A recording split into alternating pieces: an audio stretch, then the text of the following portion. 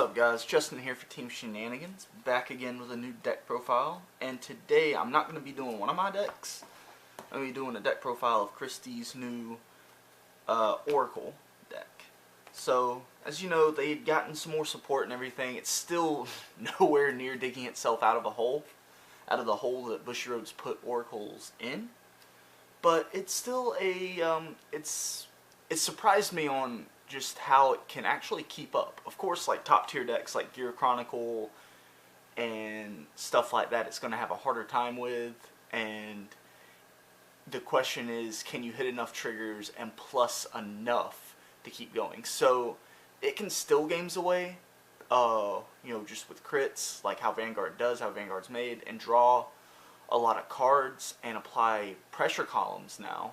So that's good, but without further ado, let's get into the deck profile. Run 4 of the new Susanoo. It's much better than the old Susanoo. So the GB2 is at the beginning of your ride phase. You can look at the top card of your deck and then put it on top or bottom.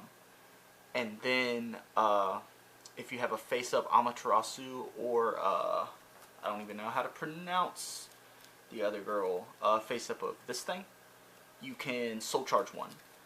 And when your G unit strides on top of this, you can soul blast 2 and draw a card. So it lets you, it reimburses you for the card you pitched to stride by drawing an extra card, and you're using your soul instead of your counterblast. So that frees up your counterblast for other effects and makes it where you don't even have to run the unflipping PGs anymore. And since it can soul charge pretty much every turn, and there's other ways to stuff cards in soul, it's pretty easy to keep the soul built up enough to keep doing the effects. Now the backup grade 3, we're actually running 3 copies of the Battle Sister Legion. This is Jelly, and you don't run her for effect or anything, so it doesn't matter. I mean, you can zoom in. You can pause the video and look at the effect right there, but I'm going to tell you right now, we don't use her for the effect. It's just the Battle Sister name and the fact that it's a Legion. So as you know, OTT has no way to really put cards back in deck besides a couple triggers, and there's not really any good options as far as Legion. So we chose to run the Battle Sister Legion. For late game, you can ride it and Legion back if you're in fear of decking out and you've already built up enough advantage to live and you can afford a turn of not striding. And also, we run the new Battle Sister Stride, so this really comes in handy too, just having a Battle Sister name. Because even if you're on Susanoo, you can call this off to the side and it's getting power through your Battle Sister Stride and such. Moving on to the grade 2s. Run 4 copies of the Divine Spirit Loyalist. I'm not sure how to pronounce the rest of his name, so I'm not even going to attempt it. It's a Oracle unit, and you can counterblast 1. When he attacks, you can pay the cost, search the top. Yeah, look at the top 5 cards, add 1 with the Oracle ability to your hand, and if you do, I believe he gets power plus 2. No, power plus 3. So he's a 12k attacker by himself, and he's a +1, and he's not just a draw card, it's you look at the top 3. So you have to add 1 for the power, but you're usually going to be able to hit an Oracle unit out of the top 5, so that's not really a big worry. And you at the beginning of your main phase, you can shove him in Soul if your hand is 4 or less.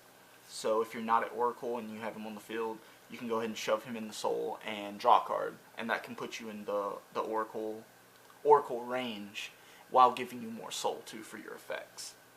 It'd be nicer if it was at the beginning of your ride phase, so you could do it right then. So and that would be a little better to like activate like your on ride or on stride effect, Oracle effects. Next, run 4 copies of Battle Sister Crepe. This is a Battle Sister, and it also has the Oracle ability, so it's searchable through all your Oracle effects. So it's at GB1 Oracle. And this unit gets power plus 2000, so it's just always an 11k attacker, so it's really good. And Battle Sister in the name, so your Battle Sister Stride will keep powering it up and everything. And if its attack hits, you can counterblast one and draw a card, so that's really good for what it is. But you do have to have a grade 3 or greater Battle Sister, card with Battle Sister in its name on your Vanguard circle to be able to draw a card. So you have to either be on Jelly or stridden into the Battle Sister Stride. Next, we run 4 copies of Battle Sister Pudding. And it's just the Legion mate to the grade 3. We run 4 copies of it because we only run 7 grade 3s, and we want to be able to have as many Battle Sister grade 2 targets as possible to call it on the field to power up with the Stride. And it's a pretty good card. It's a 9k base. If its attack hits and you have a Battle Sister Vanguard, you can unflip a damage and choose a Battle Sister and give it power plus 3. So that's it for the grade 2s. Moving on to the grade 1s, run 4 copies of the Oracle PG. A lot of people don't like this card, but since you run new Susanoo and you already have some unflipping engine in the deck, you really can afford to run this instead of the unflipping PG, but it all comes down to preference. It's really nice to be able to add a PG back to hand, and since this does have the Oracle ability, it's searchable with your Oracle searching cards. So that's really good. And if at Oracle 4, if it's in your drop zone, you can counterblast 1, add it to your hand, and then your opponent chooses a card at random from your hand, and you bind it face down. So if you add it to your hand, there is a chance that it could get bound, so you just wasted a counterblast. But let's say you have 2, you can activate 1, and then if it gets bound, you can still activate the other one. It just depends on how bad you need a PG. Just the searchability and the ability to add it back to your hand from drop zone is just really nice. So it's overall a pretty good card. Run 4 copies of the Stride Enabler. It's really important to stride every turn in this deck, especially since we're only running 7 grade 3s. And you really want to be on Susanoo and not Jelly early, so this can really help you search out Susanoo if you opened with Jelly. Next, 3 copies of Ophidian. Now this card is amazing, and we've really considered bumping it up to 4 because it's just a better luck bird. When it's placed on rear guard, you can Soul Blast 1 and draw a card, and that card is not GB. And its other ability is GB1 and Oracle, so you have to have 4 more cards in hand, or 5 or more cards in hand, I'm sorry. Yeah, 5 or more cards in hand. If I've been saying 4 or more this whole time, I apologize, but 5 or more in hand is Oracle. You can retire this unit, and next time you would pay the cost to stride, you don't have to. So, and that's at the beginning of your ride phase. So it has to already be on the field, and at the beginning of your ride phase, you have to be in Oracle. You have to have 5 cards in hand at the beginning of your turn. So it's pretty useful. It's just extra Stride Enabler, and you can call it early and +1 basically, because you get a 6k booster and draw a card. So it's really nice. It really helps the deck. And it has the Oracle ability, so it's searchable through your search abilities. Like this guy, 2 copies. This guy, he's basically the grade 1 version of the grade 2. When he boosts an attack, you can counterblast 1, search the top 5 cards for a card with the Oracle ability, and add it to your hand. If you add it, no, I believe it's when it hits. Yeah, this one's when it hits. Counterblast 1.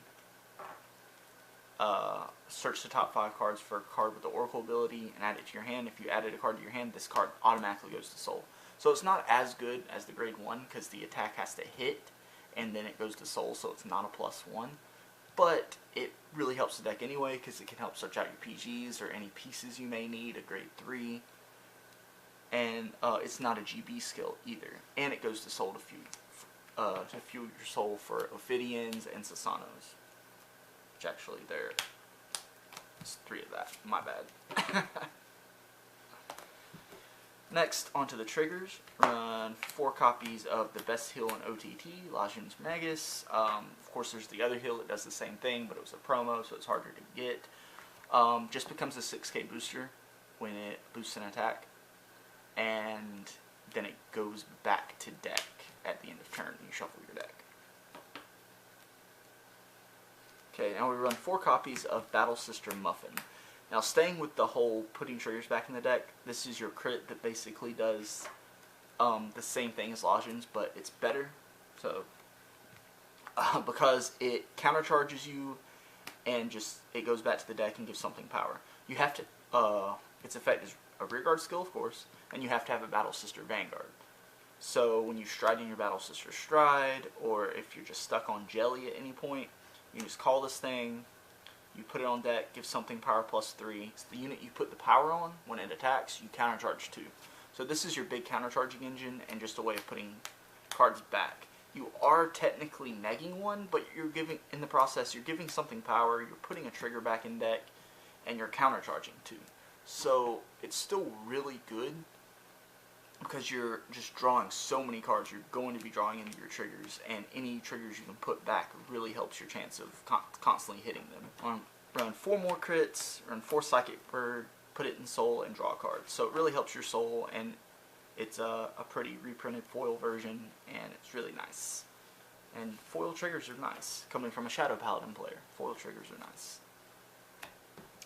And then 4 copies of the Susanoo crit, just goes to Soul, power +5, and draw a card if you have when your Susanoo Vanguard attacks. So, really nice, powers up Soul, replaces itself, ways of digging out cards.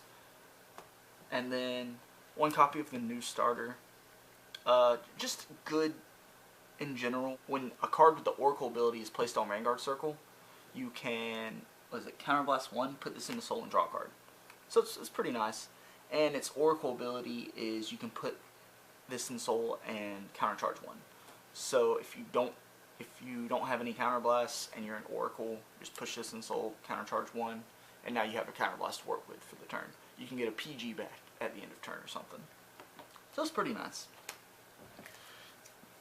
Moving on to the G Zone. We'll do G Guardians first. 2 copies of Ichibi Yoshi. Just when this is placed on Guardian Circle, if the number of cards in your hand is 3 or more, it gets +5k shield. So pretty simple. It's really nice that they didn't make it Oracle and you had to have 5. So having 3 is a lot easier to work with.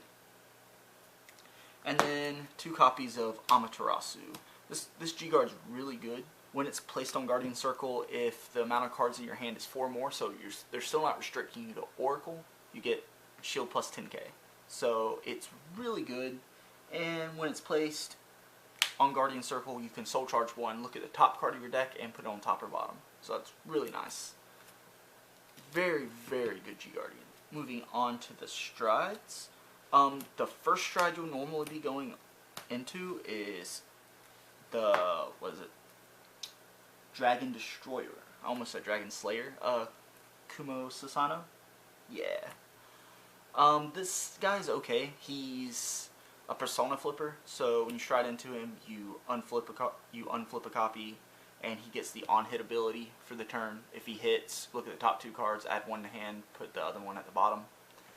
And his GB3 skill is all units on your field get power +2000. Yeah. So he pumps up all your columns by 4. So he's not super busted, but he's good at all the little power buffs your other cards get. Make that 4k even better. It can pump up you hitting those magic 21, 22 numbers and everything. And his having the on-hit skill to add 1 card to hand is pretty good.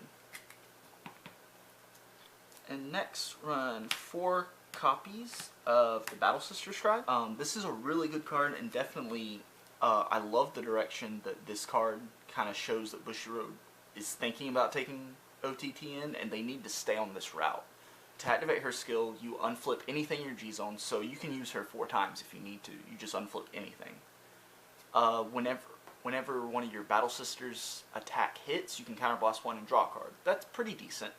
It's not amazing at all, but the amazing skill is the GB3 skill. GB3, Oracle 5, if you have at least 5 cards in hand, all cards in the front row with Battle Sister in their name get power plus 5. Get power plus 1,000 for each card in your hand. So if you have 5 in your hand and you're activating it, that's immediately 5 plus 5 to your front row, as long as they have Battle Sisters in their name. That's why you run all the Battle Sister grade 2s. You don't have to have a Battle Sister heart to have this or anything, so you'd still rather be on Susanoo until late game when you have to ride into Jelly to Legion. And that's why we run Jelly as the backup grade 3 too, because if you don't have your Battle Sister grade 2s, you can call it Jelly out here, and it's an 11k getting bumped up pretty big. And a thing to remember is the power plus 1,000 it's giving to the front row counts your drive checks as you check them. So if your opponent guards for a 2 to pass, they actually only just guarded for a 1 to pass, because you're going to be adding another 3,000 to this guy right here. Of course, that's depending on numbers right now, and it's really an in-the-moment thing on exactly how much they guarded for and exactly how much you're swinging for at the moment. So take that into consideration, that your drive checks will be added to the Vanguard along with the triggers you check. So if you drive check a trigger and they guarded for 2 to pass, make sure you do your math and think about, wow, after my next 2 checks, even if I don't hit a trigger, is this going to add up to just a 1 to pass if I go ahead and put the trigger here? Sometimes it will. And a lot of people recommend running draws in this just for that reason, but you're already drawing so much. Draw triggers are just going to deck you out faster than you're even worried about. So this is really your go-to stride, and it's amazing. Next, run 2 copies of, I'm going to butcher this name, guys, Lord of Guidance Rakuhime. You really never even go into this card. It's, you have to have, it's a GB2 Oracle, so you have to be at GB2 and have 5 or more cards in hand. Counterblast 1, draw a card, and put a card from your hand on top of the deck. So usually just kind of unflip this with some of your other strides, like with your Battle Sister stride. You usually just unflip one of these if you don't have a healed G-Guard, so you can soul charge with Susanoo. But, I mean, there's usefulness. You can put a crit on top of your deck, or a heal, and know you're going to get a crit or a heal off. So it's alright. It's definitely, it's not amazing. And you have to unflip a copy of it too. Yeah. So if you already unflipped one of these for your Battle Sister stride, it's useless going into the second one, because you don't have one to unflip because it's a Persona Flipper. So I guess it just depends on how you open up and how you want to play the game. It's an alright card, but usually you're better off going in your other strides and just using this as unflip fodder to unlock your Susanoo's ability. And last but not least, we run 2 copies of the new Susanoo. At first, we were just thinking about just running 1, but then the more we thought about it, this card is just too good, and there's not a whole lot of other options. At Oracle 5, he gets power plus 5 and a crit. Again, just like the Battle Sister stride, that unlocks with your drive checks. So this really, if your opponent guards for a 2 to pass, they actually only guarded for a 1 to pass, because he's going to get, if you have 3 cards in hand, if you have only 2 cards in hand even, after your drive checks, you're going to have 5 cards in hand, bam, Oracle kicks off, power plus 5 and a crit, and they just lost the game, if you hit a trigger. So your first drive checks a trigger, you know you just won the game basically if they're at 4 or 5. You know, discounting Miracle Heals. And of course his other ability is Counterblast 2. When he's placed on Vanguard Circle, if the number of cards in your hand is 4 or less, you can draw until you have 5 cards. Counterblast 2 is really expensive, but if you're down to top decking, you top deck a grade 3 or a stride enabler and stride into this guy, you just Counterblast 2 and plus 5 like that. And then after that, since his ability and Susanoo's ability are both like on stride, you can, if you have 0 cards in hand, stride into this guy over Susanoo, Counterblast 2, draw 5, and then you can, if you have the soul, you can Soul Blast 2 for Susanoo's skill and draw another card. So it's really good. Anyway, that's our version of the OTT deck, guys. Again, it's nothing super amazing, but I kind of feel like the cards are overlooked a little bit. The deck is better than people think. It's just not going to wow anybody in tournaments. It's still a fun deck to play. and you can kind of take people off guard. And let's hope that Bushy Road supports OTT a little more in the future. For more videos, stay tuned. We got more buddy fight content coming up and Vanguard content as well.